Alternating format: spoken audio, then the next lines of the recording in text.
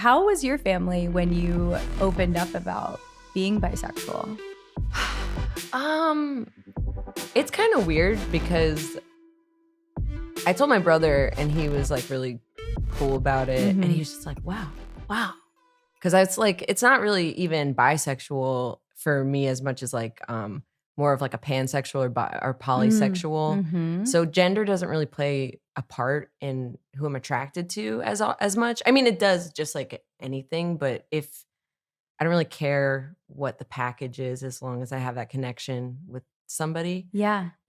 Which I don't think I even tried to explain to some members of my family. I was just like, yeah, just queer. Like I just feel safer in the word queer. Yeah. Because it's just a little easier to explain because it's so vague.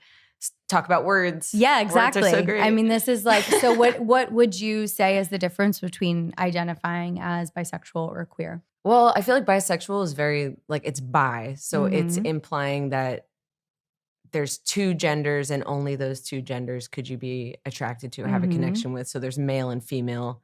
And it's also assuming that the bi is male and female, which I go into these rabbit holes with language. But I think this is actually so important for people who are listening, who are either new on this journey or who've maybe been identifying one way because their language is limited and they're like, oh, wow, I want to be more inclusive in the way I identify. Like I had no idea what queer actually meant until you told me very recently the difference. And I was like, oh, wait, I would identify as queer then. And for so long I had been bisexual and in that nature. And I don't think I've like made this switch in the way I think about myself yet, but it is important because you're right that it's like what you're saying about yourself and what you're saying about other people when you're using these terms.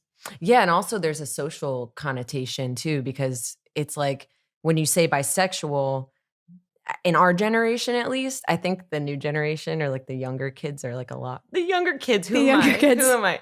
The millennials. Technically, you are a millennial. Yeah, I think you're a millennial too, aren't you? Or like on That's the cusp? you know what? The jury's out on that, actually. I don't identify as a millennial. Nothing against millennials. Yeah, but like what are they? Gen Z. Gen Z. Yeah, they like, I feel like they have a lot more freedom. I've noticed, like I have friends of mine when we've been at like queer events where like we see these younger like 20-year-olds and they're all like holding hands and just like they just seem so comfortable. And like we've kind of had jealousy of just being like, oh man, like you guys are so young. And like I'm still nervous around girls. Like I just like I get so nervous. So it's like, but what I was getting at before I went on this tangent was in our generation, bisexual had this connotation of like, you're trying to get attention, you're making out with somebody at a party because a guy wants you to, and there's some sort of like voyeur element involved where like somebody's watching you perform something and you're kind of doing like a sex act for a male gaze or like whatever. Which is literally how I like explored my bisexuality or my queerness in such a limited way in high school and college because that is the only model I ever had. Yeah. Yeah. And it was like, and that was the only model that was like, we encourage this. Like, this is like a good thing to do. Oh yeah. So I think that for people that don't want their like very personal nuanced sexuality to be like limited by this like social connotation of like this fratty, like,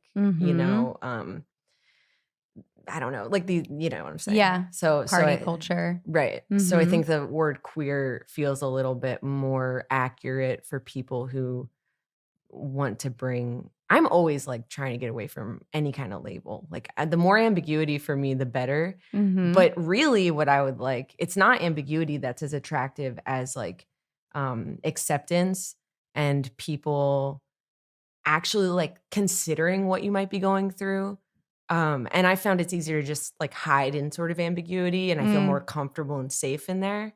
I'm kind of working this out as we're talking. Yeah, I love this. I'm so glad that you guys all have a courtside seat to Madison's session right now that might lend into therapy. We'll see. Yeah, we'll see. But yeah, it's like I have coached Maddie before in the past. You have. So yeah, it's a this natural is perfect. place.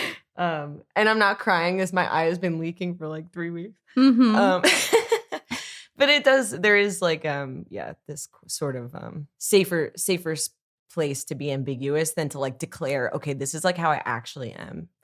And I think that goes into like words and language and how can be so limiting when it's limiting and so freeing when it's freeing. Yeah, it's interesting. I was listening to this podcast this morning with, let me make sure I get it right, cognitive scientist Leah Bordotsky, which hope I'm butchering her name, I'm sure.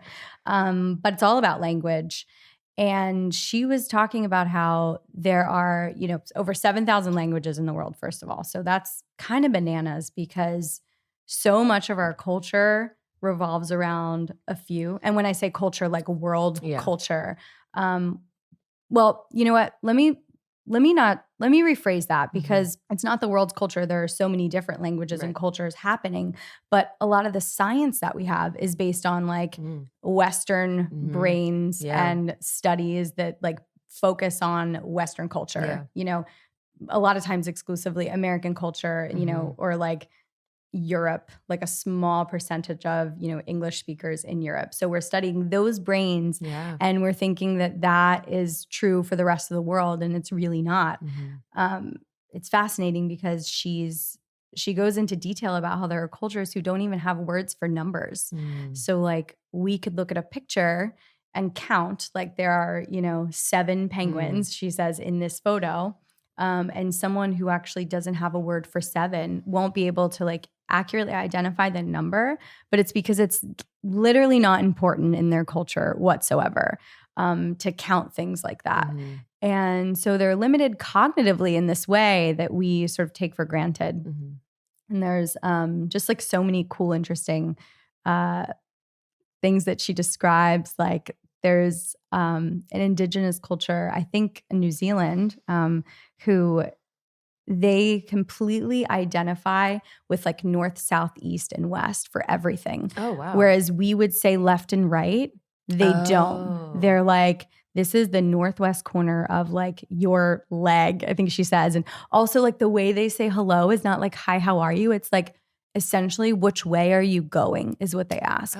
So they're constantly oriented in their entire lives on the direction that they're moving. That's beautiful. Which imagine, imagine the way that you would think, right? If like your entire being could constantly know the direction you were moving in, not just like physically, but also like spiritually and like, all the ways that you would think all day long would be sort of colored by that. And one is connected to like the earth, because it's like the sun sets in the west and like, it's more connected to it.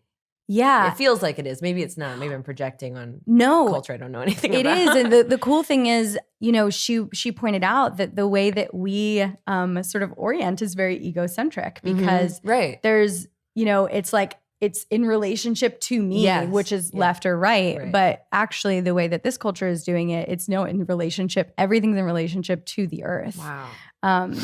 And it's so simple as, some cultures right, left to right, and some right to left, right? And just to think about what's that doing in the brain. So, for us in what we're exploring, right, in our relationships, we want to be like better communicators with our partners. It's important to like think about these things because even within our culture, if you're brought up in a household that, is very Catholic, for example, or like something that we would both share, like Christianity, like you have a lot of language around guilt and blame. Guilt. Yeah, a lot of guilt. And blame. But there are literally cultures in the world who are very blame centric. Like in our language, it's like Madison broke that glass. Yeah, you have to be accountable for it. Right. Yeah. Whereas in most languages, it's like the glass broke. Yes. I remember I was in Uganda back like years ago. And I remember somebody was explaining like, oh, well, like this thing broke. And it was like, well, are they gonna like replace it for you? And they're like, no, it broke. And I was like, like, oh yeah, like sometimes shit happens and the thing breaks, Yeah. And it's like, why should that person be the one to have to? But there was like, my instinct was, well, aren't they gonna reimburse you for that? It's like such a capitalist way of living. Yeah, it's really, really weird. But it just, the cool thing is the more you explore it and the more you're in the question about it, it's like, it's not weird. We can actually like learn to choose new words and new language and like not subscribe. Right. If we want to. Like obviously it's, really challenging, but it's important when we like want to communicate with our partners. Yeah. And ask for the things that we want to ask for, like in our relationships. And I think, even just men and women in general are limited in the way that we communicate because our brains work different, obviously. Men are from a different planet. We're from this earth. But I know Pasha and I, like, we love being in therapy because our therapist literally translates. Shout out to Gia. Like, and I'm not just saying like, that's my takeaway is like, she translates. It's like, no, she's like, okay, now I'm going to translate. And she'll take what I said verbatim and she'll say, Jessica, she'll say, Jessica said this. And what she actually means, Pasha, is this. And then she says and then it's like weird to me to hear it, but I watch his face change when he understands it. And he's like, oh, and then she does the same thing, for what he's saying to me. And it's like, oh my God, we really suck at this. And we've been, we obviously don't. We're doing really well, and everybody relationship. Sucks at it. Yeah. But it's like, wow, we've known each other for almost 10 years and we literally can't understand each other. Yeah. I think that's important too, because I think at least like from my perspective, it's easy to like look at your imposter relationship and just think that like it's like perfect or whatever. Yeah. Sunshine and roses 24/7. It's important to remember that like you're not like there's still communication problems like after all of this work that you guys have done. Yeah. Because I think a lot of people, like I was talking to a friend just last night and she was kind of like, asking like, well, do you ever like worry? Like she was afraid to ask me, like, do you ever like worry that you guys like, can't communicate? And I was like, yeah, like every day. And I tell him that I do. And like, it's okay. I think that everybody is going through that. And then that's another thing we were talking about. I was like, it doesn't matter if it's a man or a woman. It's like everybody who you're with is going to have their thing that they're not good at communicating or haven't worked out yet. So you kind of just have to decide which person you want to deal with their problems. Yeah. Well, and also like, I want everybody listening to hear this. We're really good friends and we're joking and like, we're saying we suck at communicating, but it's like, some of us, yes, we have trouble vocalizing even like what's going on for us. But I think it's because the conditioning is you don't want to trigger or upset somebody. Yeah. But guess what? We don't suck at communicating. Right. We all just have a completely different reality. Yeah. And so it can be kind of, if you're a people pleaser, right? If you're like, I don't want to dive into attachment styles, but if you've ended up being a people pleaser, you're going to run into like, getting nervous about communicating what's true for you because you're worried it's not true for somebody else. So just take that worry off the table because what's true for you is likely not true for somebody else. So speak your experience because it's what's going on. It's your interpretation of the events that are happening. It's your interpretation of like what you're either predicting for the future, what you'd like to happen in the future. And, it's so important to just get that out there because the moment that you speak your truth, like everything gets lighter. Yeah. What you're concerned about is usually way worse and way bigger and way more dramatic. You're making it than what's actually going to happen because you think somebody's going to react to it. Yeah. Yeah.